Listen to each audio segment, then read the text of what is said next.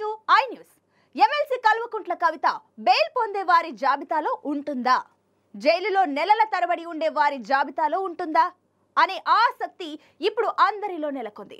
Delhi liquor scam నిందితుల్లో కొందరికి సులభంగా bail లభిస్తుంటే మరికొందరు మాత్రం నెలల తరబడి జైల్లోనే మగ్గుతున్నారు. ఢిల్లీ ముఖ్యమంత్రి అరవింద్ కేజ్రీవాల్ కు కనీసం అరెస్టు కూడా చేయకుండానే కోర్టు బెయిల్ లభించింది. ఇదే కేసులో మాజీ డిప్యూటీ సీఎం మనీష్ సిసోడియా మాత్రం బెయిల్ రాకపోవడంతో ఏడాది నుంచి జైలులోనే గడుపుతున్నారు. ఎమ్మెల్సీ కవితను సిసోడియా లాగా నెలల తరబడి జైల్లోనే ఉంచుతారా? కొందరికి ఇచ్చినట్లు బెయిల్ ఇచ్చి పంపుతారా అనేది ఆసక్తికరంగా మారింది. ఒకే కేసులో కొందరి పట్ల ఎందుకు ఉదారంగా, కొందరి పట్ల ఎందుకు కఠినంగా ఉంటున్నారు? Let's watch this story.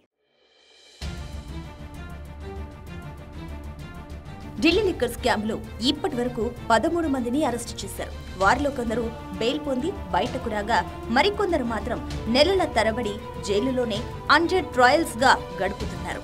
ఇప్పటి వరకు ఈ కేసులో అరెస్ట్ అయిన చివరి వ్యక్తి అయిన ఎమ్మెల్సీ కవితకు త్వరగానే బెయిల్ లభిస్తుందా? కొద్ది నెలలు జైలులోనే ఉండాల్సి వస్తుందా అనే విషయంలో స్పష్టత రావాల్సి ఉంది. తాజాగా కవిత సన్నిహితుడు అభిషేక్ బోయినపల్లికి కూడా మధ్యంతర బెయిల్ రావడంతో కవితకు బెయిల్ వస్తుందని బీఆర్ఎస్ వర్గాలు ఆశాభావంతో ఉన్నాయి. ఇదే స్కామ్ లో ఆరోపణలు ఎదుర్కొంటున్న ఢిల్లీ ముఖ్యమంత్రి అరవింద్ కేజ్రీవాల్ మాత్రం విచారణను లైట్ తీసుకుంటున్నారు. 8 సార్లు సమన్లు జారీ చేసిన విచారణకు రాని కేజ్రీవాల్ మార్చి 16న మాత్రం రౌస్ అవెన్యూ కోర్టుకు హాజరయ్యారు. కోర్టు వెంటనే ఆయనకు బెయిల్ కూడా ఇచ్చింది. అరెస్ట్ అయ్యే ప్రమాదం నుంచి ఆయన్ను కోర్టు కాపాడింది. అయితే అరెస్టు మాట అటుంచితే కనీసం విచారణకు అయితే రావాలి కదా అంటూ ఈడీ చేసిన విజ్ఞప్తిని కోర్టు మన్నించింది. దీంతో ఈడీ 9వ కేజ్రీవాల్ కు సమన్లు జారీ చేసింది. కేజ్రీవాల్ ను కనీసం అరెస్టు చేయకుండా విచారణకు రాకున్నా కోర్టు గాని ఈడీ గాని ఎందుకు కఠినంగా వ్యవహరించడం లేదు? ఇది అందరి మదిలో మెదులుతున్న ప్రశ్న. ఇక ఇదే కేసులో ఢిల్లీ మాజీ ఉప ముఖ్యమంత్రి మనీష్ సిసోడియాను గత ఏడాది ఫిబ్రవరి 26న అరెస్టు చేశారు. ఎన్నిసార్లు అభ్యర్థించినా చివరికి సుప్రీంకోర్టు తలుపు తట్టిన సిసోడియాకు బెయిల్ రాలేదు. ఆయనను అటు ఈడీ ఇటు సిబిఐ విచారిస్తూనే ఉంది. ఆమ్ ఆద్మీకి చెందిన ఎంపీ సంజయ్ సింగ్ కు కూడా బెయిల్ రాలేదు. సిసోడియాతో పాటు ఆయన కూడా జైలులోనే ఉండాల్సి వచ్చింది. ఇదే కేసులో నిందితులైన విజయ నాయర్, సమీర్ మహీంద్రు, దినేష్ అరోరా, మాగుంట రాఘవ, అరుణ్ పిల్లై, శరత్ చంద్రారెడ్డి, బుచ్చిబాబు, అభిషేక్ తదితరులకు మాత్రం బెయిల్ లభించింది. కేజ్రీవాల్ తో సహా ఇదే కేసులో నిందితుడైన వైఎస్ఆర్సీపీ ఎంపీ మాగుంట శ్రీనివాసులు రెడ్డిని కూడా నేటి వరకు అరెస్టు చేయలేదు. ఇలా కొందరికి బెయిల్ ఎందుకు వస్తున్నది? కొందరికి బెయిల్ ఎందుకు రావడం లేదు? కొందరిని ఎందుకు అరెస్టు చేస్తున్నారు? మరికొందరిని ఎందుకు అరెస్టు చేయడం లేదు? ఇప్పుడిదే ప్రశ్న అందరిలో తలెత్తుతుంది. ఈ కేసులో అందరిపైన ఒకే రకమైన సెక్షన్లతో కేసులు లేవు. కేంద్ర దర్యాప్తు సంస్థలైన ఈడీ, సిబిఐలు కొందరిని సూత్రధారులుగా, కొందరిని కుట్రదారులుగా, కొందరిని పాత్రధారులుగా, కొందరిని సాక్షులుగా, కొందరిని ప్రమేయం ఉండే అవకాశమున్న వారిగా తమ ఛార్జ్ షీట్లో పేర్కొన్నారు. ఇక బెయిల్ మంజూరు చేసే విషయంలో వారు ఏ కేటగిరీలో ఉన్నారన్న విషయం కూడా పరిగణంలోకి తీసుకున్నారని న్యాయ నిపుణులు చెబుతున్నారు. కొందరికి ఆరోగ్యపర కారణాల రీత్యా, కొందరి విచారణ పూర్తయినందున, కొందరు అప్రూవర్స్ గా మారినందున, కొందరు విచారణకు సహకరించనందున బెయిల్ విషయంలో వేర్వేరు నిర్ణయాలు ఉన్నాయని అంటున్నారు. నిందితుల పిటిషన్పై వాదనలు జరిగేటప్పుడు ఈడీ, సిబిఐ తరపు న్యాయవాదులు స్పందించే తీరుపైన కూడా బెయిల్ రావడం ఆధారపడి ఉంటుంది. ఈడీ, సిబిఐలు ఢిల్లీ ఉప ముఖ్యమంత్రి మనీష్ సిసోడియాను, ఎమ్మెల్సీ కవితను కీలక కుట్రదారులుగా పేర్కొన్నాయి. కవితను అరెస్టు చేసిన సందర్భంగా ఈడీ విడుదల చేసిన ప్రకటనలో కూడా ఆమెను కింగ్ పిన్ గా పేర్కొన్నారు.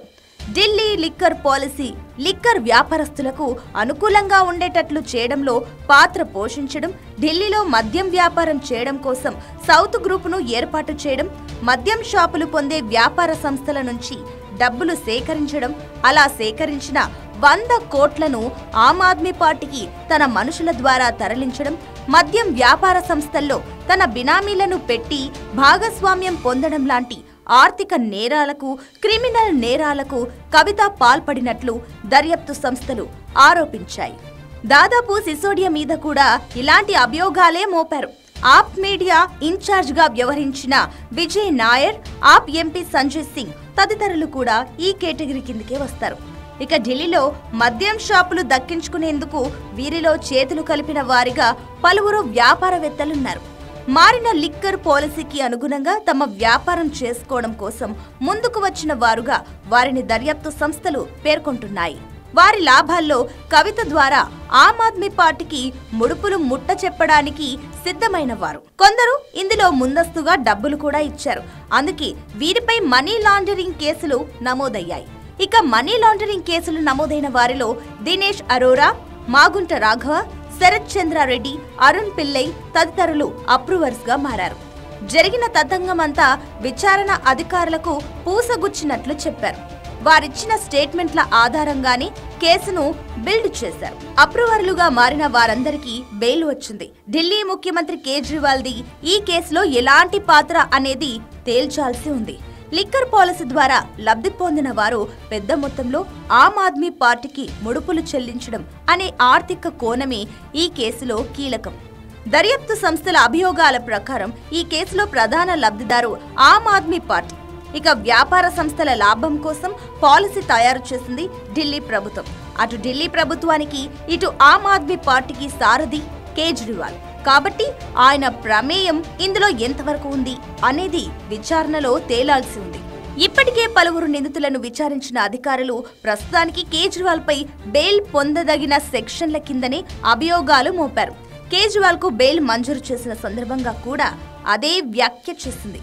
అయితే ఆయన విచారణకు మాత్రం హాజరు కావాలని కోరింది.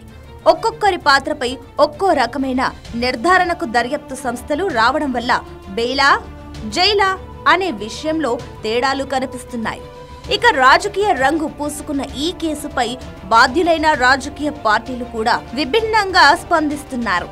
మొత్తం కేసు ఆమ్ ఆద్మీ పార్టీ చుట్టూ తిరుగుతున్నది కాబట్టి సహజంగానే ఆప్ ఈ కేసును రాజకీయ ప్రేరేపితమైనదిగా కొట్టిపారేస్తున్నది. ఎమ్మెల్సీ కవితను ఇందులో నిందితురాలిగా పేర్కొన్నారు కాబట్టి బీఆర్ఎస్ కూడా ఇది తప్పుడు కేసు అంటున్నది. దర్యాప్తు సంస్థలు బీఆర్ఎస్ పార్టీ మీద ఎలాంటి కేసులు పెట్టకున్నా కవితకు ఆ పార్టీ అండగా ఉంది. కానీ వైఎస్ఆర్సీపీ మాత్రం ఈ కేసును అంటించుకోవడం లేదు. ఆ పార్టీ ఎంపీ, ఆయన కొడుకు కేసులో ఉన్నప్పటికీ అది వ్యక్తిగత వ్యవహారంగానే చూస్తున్నారు.